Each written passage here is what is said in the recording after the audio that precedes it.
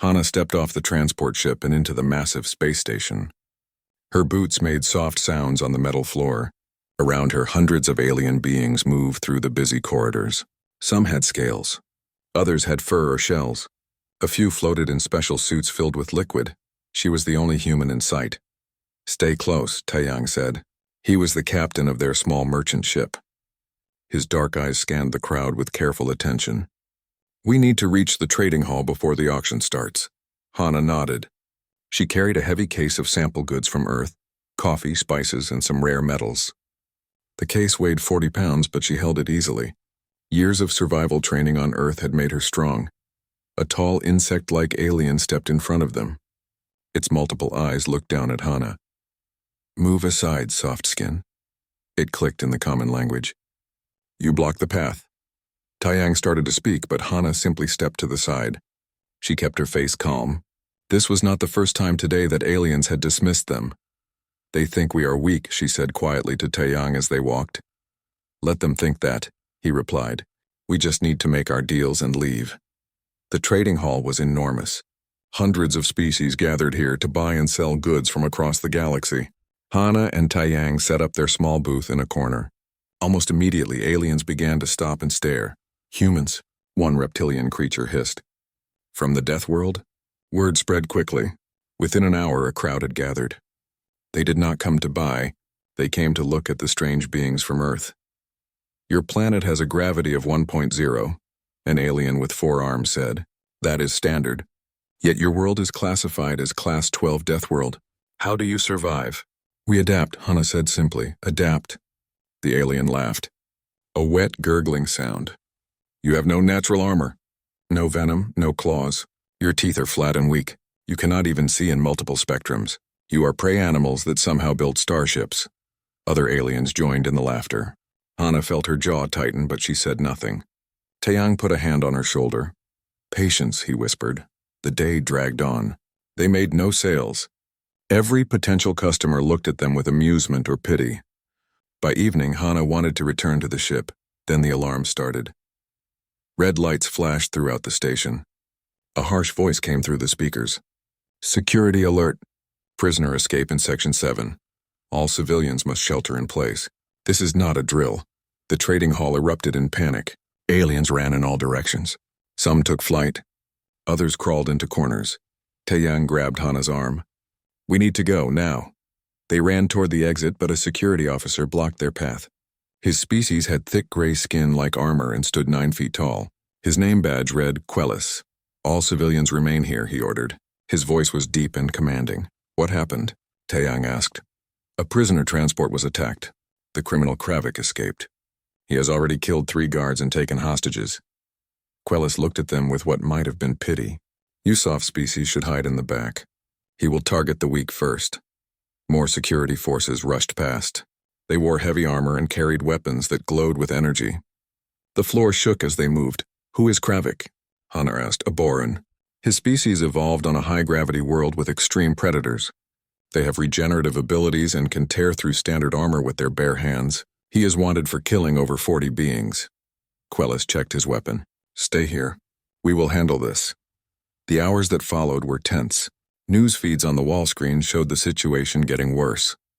Kravik was moving through the station's merchant district. He had collected more hostages. 6 security officers were dead. Dozens more were injured.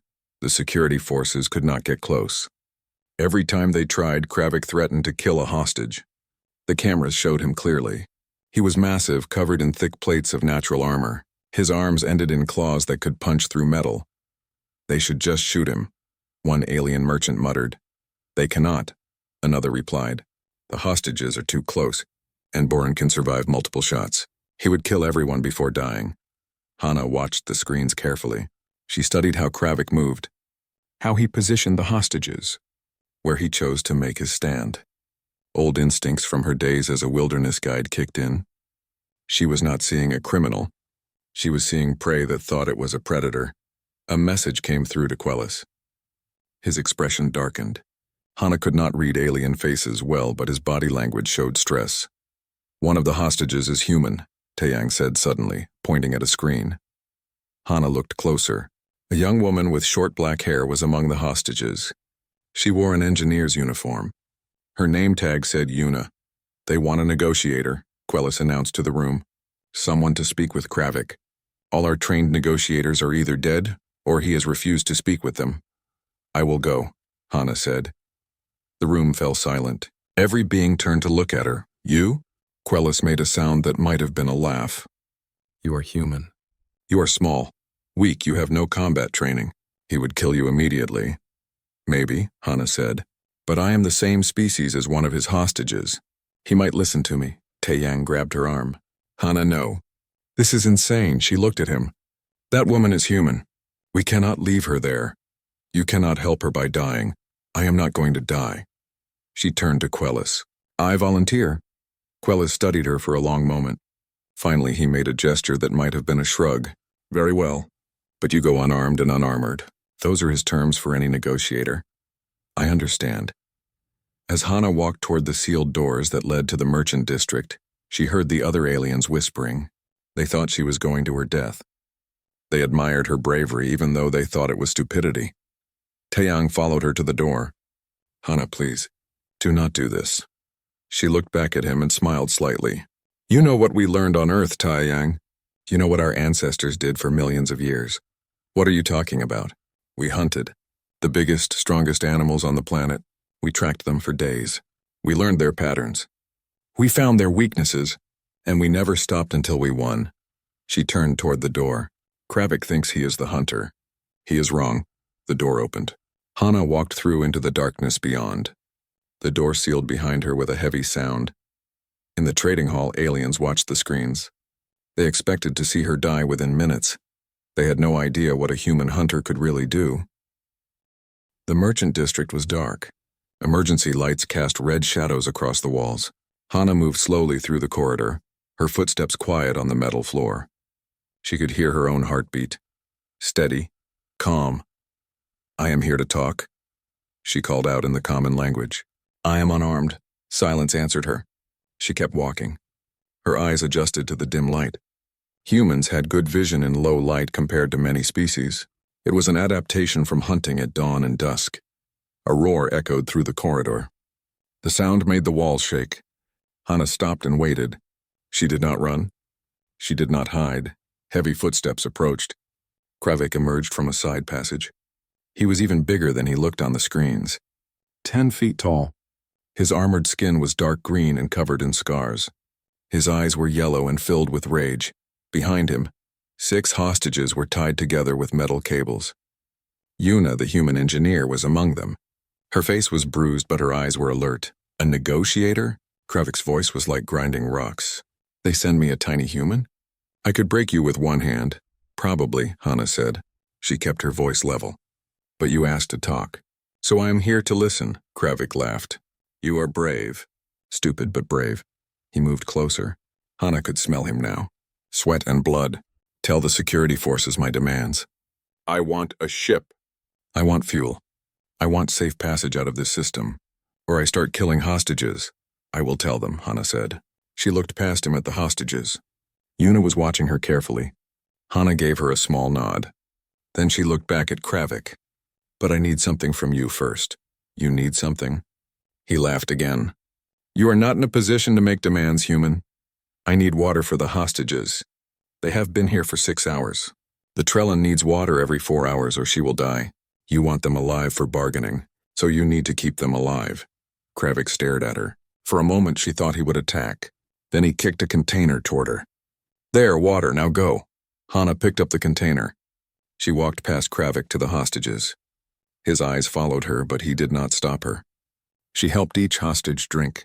When she reached Yuna, the young engineer whispered in Korean. Are you insane? Trust me, Hana whispered back in the same language. She finished giving water to the hostages and walked back toward the exit. But she moved slowly, very slowly. Her eyes scanned everything. The layout of the room, the air vents, the emergency panels, the patterns of Kravik's movements, where he looked, where he did not look. I will deliver your message, Hana said. I will return in 1 hour with an answer. 1 hour, Kravik agreed. Or I kill the Trellin first. Hana left. The door sealed behind her. Quellis was waiting with dozens of security forces. Well, he demanded. What did he say? Hana told them the demands. Quellis made an angry sound. Impossible. We cannot let him escape. He will kill again. Then we have a problem, Hana said, because he will kill the hostages if you do not give him what he wants. We are preparing an assault. Armored units with heavy weapons. We will breach in 30 minutes and neutralize the target. He will kill the hostages before you reach him. He is positioned perfectly. One entrance. No clear shot. And he can use the hostages as shields. Then what do you suggest, human? Quellis asked with frustration. Hana was quiet for a moment. Then she said, let me go back in. Why? To talk more? He will not change his mind. I am not going to talk. Hana looked at the security chief. I am going to hunt. Quellis made a sound that might have been confusion. Hunt? You are not a soldier. You are not a warrior. You are a merchant. Before I was a merchant, I was a wilderness survival instructor on Earth. I taught people how to track animals, how to understand their behavior, how to survive in places that wanted to kill them. Hana pulled up a holographic display of the merchant district. Kravik is not a soldier either. He is a criminal. He is acting on instinct and fear, and I know how to use that. This is madness, Quellis said, but Hana could see something in his expression. Curiosity. Even if you could somehow get close to him, you cannot fight him. He is 10 times your strength. I do not need to be stronger. I need to be smarter. Hana pointed at the map. There are maintenance shafts throughout this section, air recycling vents, emergency passages. I can move through the station in ways he cannot. I can track him, study him, find his patterns, and then what? Then I separate him from the hostages. I make him chase me, and I tire him out. An alien officer nearby made a clicking sound of disbelief. Tire him out? He is Boran. They have incredible endurance. So do humans, Hana said quietly. On Earth, we hunted animals that were bigger and faster than us. We tracked them for days without stopping. We ran them until their bodies gave out. We call it persistence hunting. It is how we became the apex predator on our planet. The room was silent. Every being stared at her. You are going to hunt Kravik? Quellis said slowly. For days? If that is what it takes. Hana checked the time.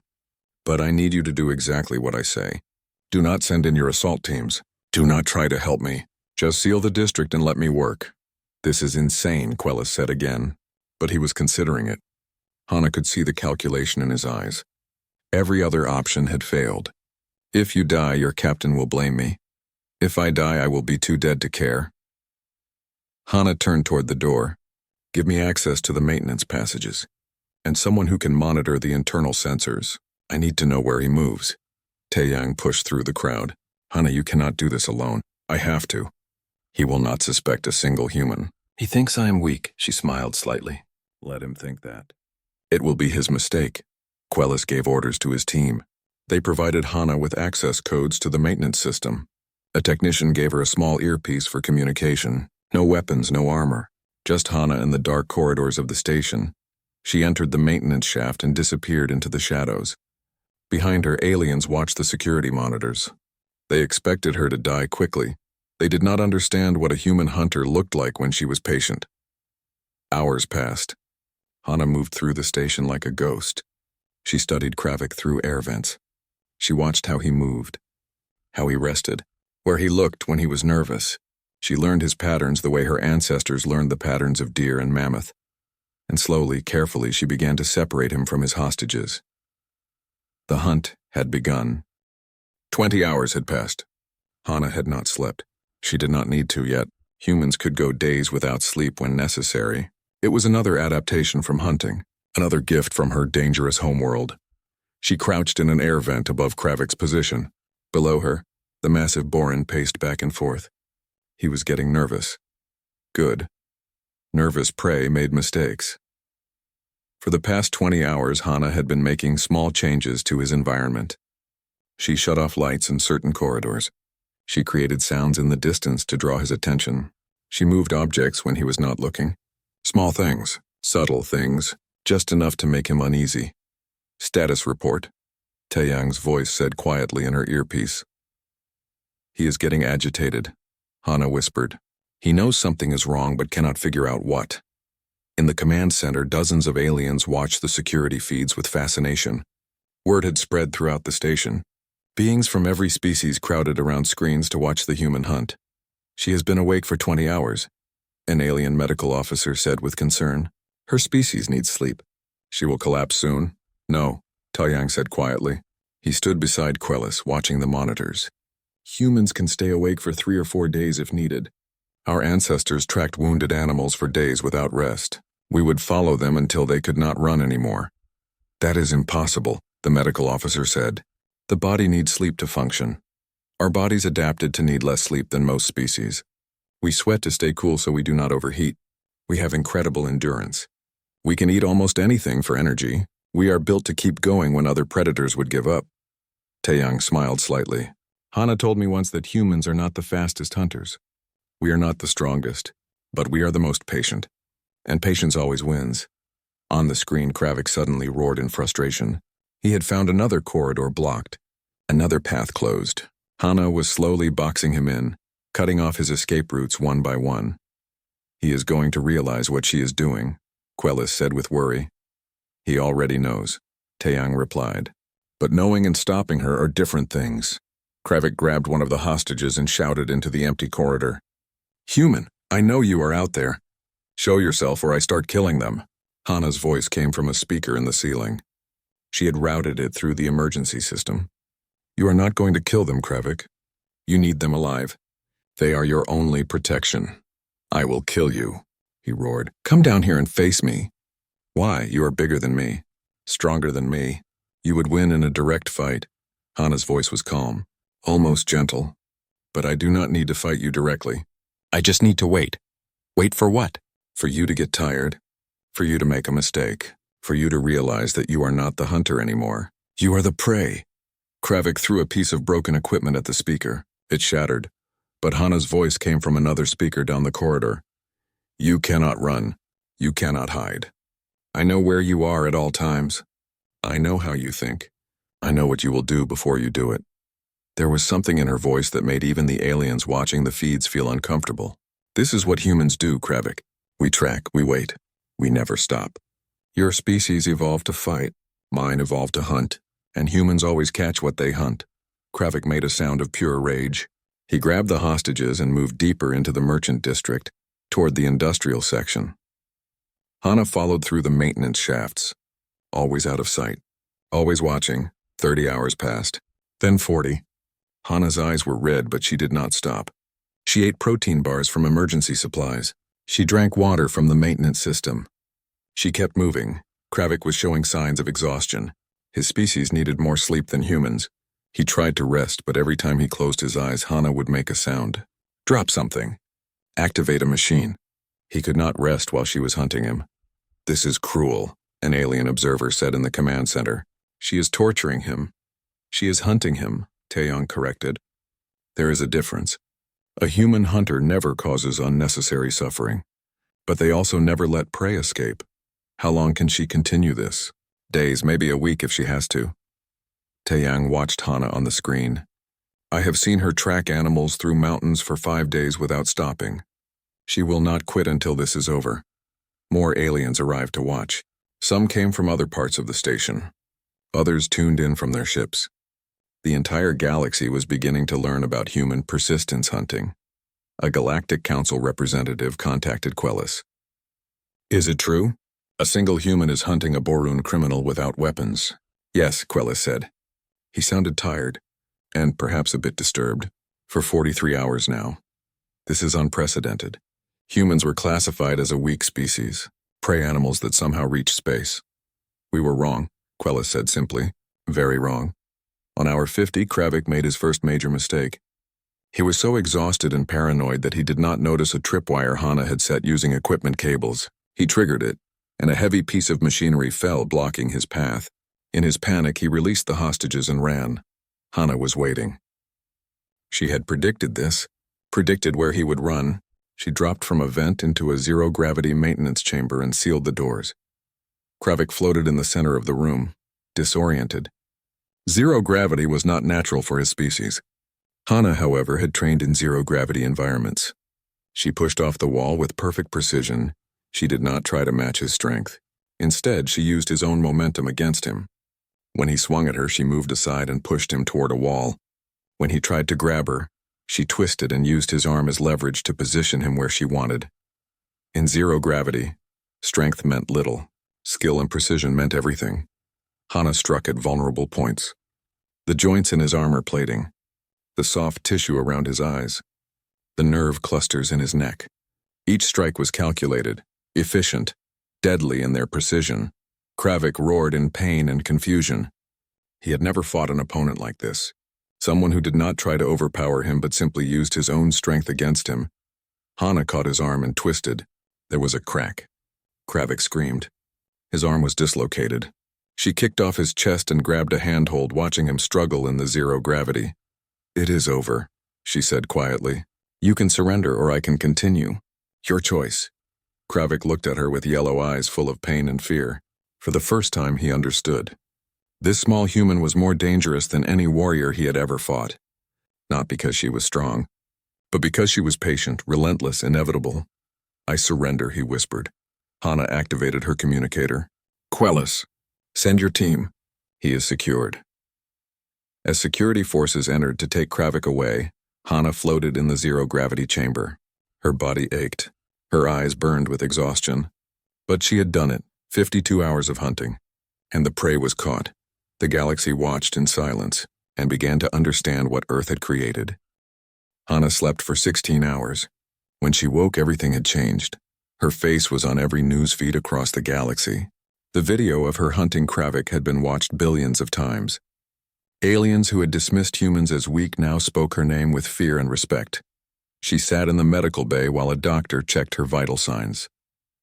The doctor was a floating jellyfish-like being named Oren. "Your body shows signs of extreme stress," Oren said through a translator, "but you are healing quickly. Your species has remarkable recovery abilities." "How are the hostages?" Hana asked. "All healthy. The human, Yuna, asked to see you when you woke. Send her in." Yuna entered a few minutes later. She looked tired but grateful. She sat down beside Hana's bed. "Thank you," Yuna said in Korean. "I thought I was going to die." "You are welcome," Hana replied in the same language. "I could not leave you there. Everyone is talking about what you did. They are calling you a monster, a predator, an apex hunter." Yuna looked worried. "Are you okay with that?" Hana was quiet for a moment. "I am not a monster. I am just a human. I did what humans have always done. I survived. But now they are afraid of us. Good. Maybe they will think twice before dismissing us again." A knock came at the door. Taeyang entered with Quellis and several other officials. The security chief looked at Hana with an expression she could not read.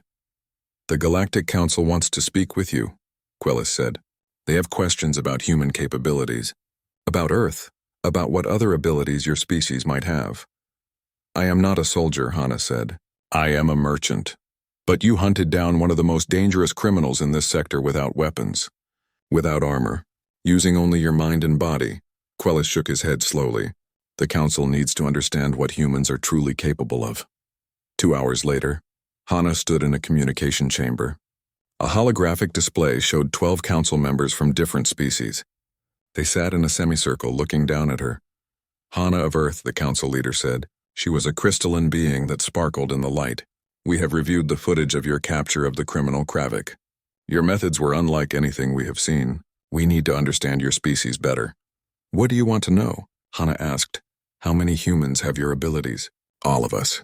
"These are not special abilities. This is just how humans evolved." Murmurs spread through the council.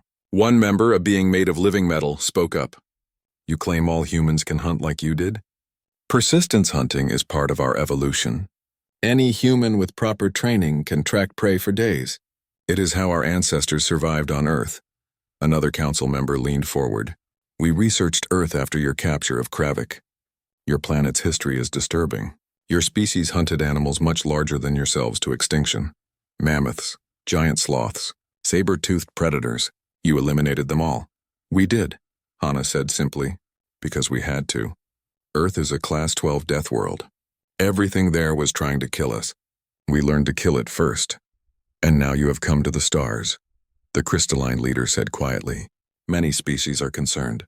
If humans can hunt so effectively, what stops you from turning that ability against us? The same thing that stops us from hunting each other on Earth. Choice, intelligence, morality. Hana looked at each council member in turn. We are capable of great violence, but we are also capable of great compassion. We saved those hostages. We could have killed Kravik, but we showed mercy. That is also what makes us human. Some species do not see it that way, another council member said. They see only danger. There are already calls to restrict human travel. To quarantine Earth. That would be a mistake, a new voice said. Everyone turned. A human woman entered the chamber. She was older, perhaps 50, with gray hair and sharp eyes. She wore formal diplomatic robes. Ambassador Sora, the council leader said with surprise. We did not expect you. I came as soon as I heard about the hearings. Sora stood beside Hana. The council is right to be curious about human abilities, but you should also consider what humans can offer the galaxy. What do you mean? The metal being asked. For 3,000 years, the Galactic Council has maintained peace through superior technology and force. But there are threats that technology cannot solve. Pirates who hide in asteroid fields, criminals who use hostages as shields, species like the Burun who are naturally dangerous.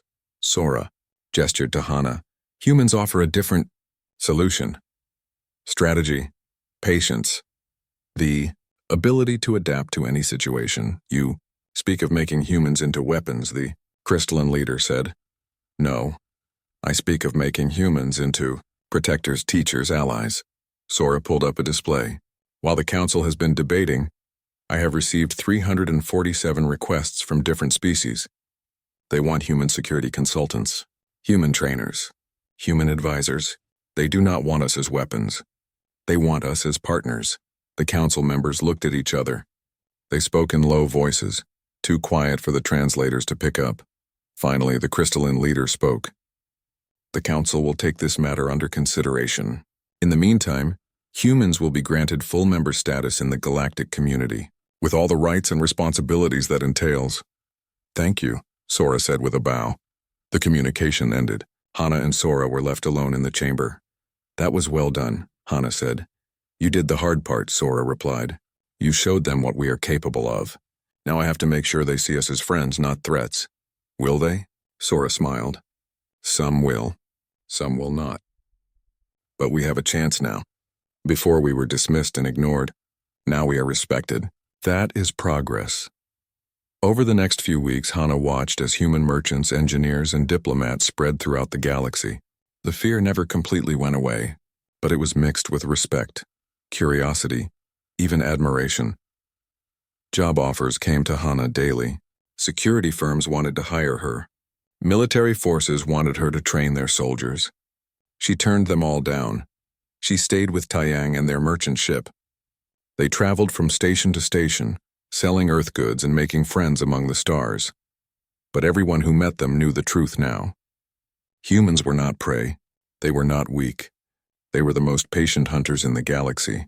And if you were their friend, there was no more loyal protector. If you were their enemy, there was nowhere you could hide. The galaxy had learned what an apex hunter really meant. 6 months had passed since Hana captured Kravik. She stood on the bridge of her merchant ship, looking at the urgent message that had just arrived. Taiyang read it over her shoulder. The Vryn swarm, he said quietly. I thought they were just a myth. Apparently not, Hana replied. She pulled up the message details. They have attacked the colony on Threshold. The colony sent a distress call 3 days ago. Galactic forces responded but are being overwhelmed. Why are they asking for you specifically? Because traditional tactics are not working. The Vryn evolved on a Deathworld like Earth. They are locust-like beings that consume everything in their path. They move in swarms of millions. They adapt quickly. And they never stop. Hana looked at Taiyang. Quellis is there with the defense force. He asked for human help. What can we do against millions of creatures? What humans always do. We adapt faster. They arrived at Threshold Colony 2 days later. The site was devastating. The colony housed 15,000 beings from 20 different species. The Vryn swarm surrounded it like a living wall. Billions of insect-like creatures, each the size of a large dog, covered the ground and filled the air. Quellis met them at the landing pad. The security chief looked exhausted. His armor was damaged and covered in green ichor. "Thank you for coming," he said. "We have lost 30% of our forces. The Vryn keep coming. For every 1,000 we kill, 10,000 more arrive." "Show me your defenses," Hana said. Quellis took them to the command center. Holographic displays showed the battle lines. Galactic forces had set up heavy weapons around the colony perimeter. They fired constantly into the Vryn masses, but it was not enough. "You are fighting them like soldiers," Hana said after studying the displays. "You are trying to kill them all. That will not work. What else can we do?" Quellis asked with frustration. "You do not kill locusts by shooting them one by one. You disrupt their food source. You change their environment. You make the colony not worth consuming." Hana turned to Taiyang.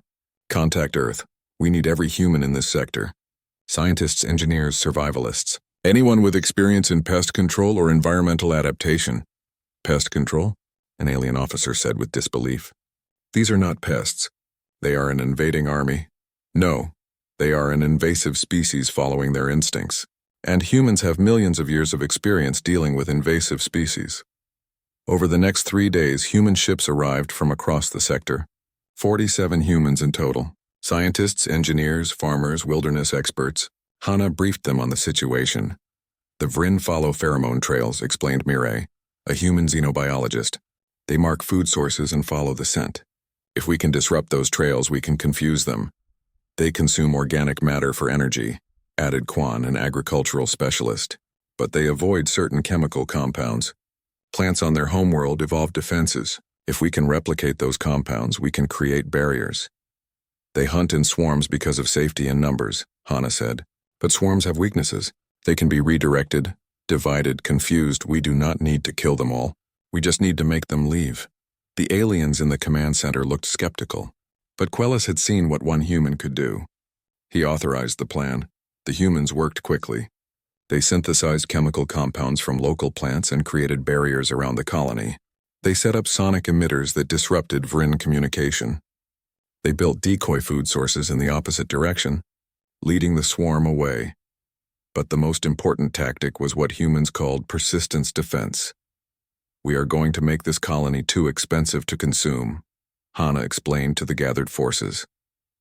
"Every time the Vryn attack, we make it harder. We make them work for every meter. We exhaust them. We show them that there are easier food sources elsewhere." "That could take weeks," an alien commander said. "Yes," Taiyang replied, "but humans are patient, and we never stop defending what we care about." The battle that followed was unlike anything the galaxy had seen. The humans did not fight with overwhelming firepower. They fought with strategy, patience, and adaptation. When the Vryn attacked from the north, they found chemical barriers that burned their sensory organs. When they attacked from the south, sonic emitters scattered their formations. When they tried to burrow underground, they hit metal barriers the humans had buried. Every attack cost the Vryn energy. Every approach required more effort than the food was worth. The humans constantly changed their tactics, never giving the Vryn time to adapt. Hana coordinated the defense from the command center. She had not slept in 40 hours, but her mind was sharp. She tracked the Vryn movements and predicted their next attack. She positioned defenses before the Vryn even decided where to strike. "She is doing it again," Quellis said with a mixture of awe and fear. "She is hunting them. All of them. Not hunting," Taiyang corrected. "Teaching them. She is teaching the Vryn that this colony is not worth the effort." On the 5th day, the Vryn stopped attacking. They did not leave immediately. They circled the colony for hours looking for weaknesses. But every approach was blocked. Every tactic was countered. Finally, the swarm turned and moved away. They followed the decoy trails the humans had created, heading toward uninhabited areas with easier food sources. The colony was saved. Cheers erupted in the command center. Aliens embraced each other. Some cried with relief. Quellis approached Hana, who was finally allowing herself to rest. "You saved us," he said simply. "With only 47 humans, you saved 15,000 beings." "We showed you a different way to fight," Hana replied. "Not with strength, but with patience. Not with overwhelming force, but with strategy." "I understand now," Quellis said. "Earth is a Class 12 death world not just because it is dangerous, but because it creates beings who can survive anything, who can adapt to anything, who never give up." "Yes," Hana said. She smiled tiredly. That is what makes us human. News of the colony's defense spread throughout the galaxy even faster than the news of Kravik's capture. Requests poured in for human consultants, not as weapons, not as soldiers, but as teachers, protectors, problem solvers. The Galactic Council officially recognized humanity's strategic value. Humans were no longer dismissed or feared. They were respected, valued, welcomed. Hana returned to her merchant ship with Taeyang. They prepared to continue their trade routes. But now every port they visited welcomed them warmly. Every species they met treated them as equals. Some even treated them as heroes. "Do you think we changed the galaxy?" Taeyang asked as they left Threshold Colony. "No," Hana replied. "We just showed them who we really are. The galaxy changed its mind about us. That is all. And what are we really?" Hana looked out at the stars through the view screen. Countless worlds. Countless species. Countless possibilities. "We are survivors," she said. "We are adapters. We are the beings who refused to die when our world tried to kill us. And now we teach others how to survive too." She thought about Earth, her dangerous, beautiful homeworld that had forged humanity in fire and ice and endless struggle. A planet that created the most patient hunters in the galaxy, the most relentless defenders, the most adaptable species the stars had ever seen. Humans were not the strongest, not the fastest, not the most advanced, but they were the ones who never stopped, who never gave up, who would hunt for days, defend for weeks, and adapt for years. They were apex predators who chose compassion over cruelty, who used their abilities to protect instead of destroy. That was what the galaxy had learned, and that knowledge would change everything. Hana smiled and closed her eyes. Finally, she could rest. The hunt was over. The lesson was taught, and the stars had learned what an apex hunter really meant.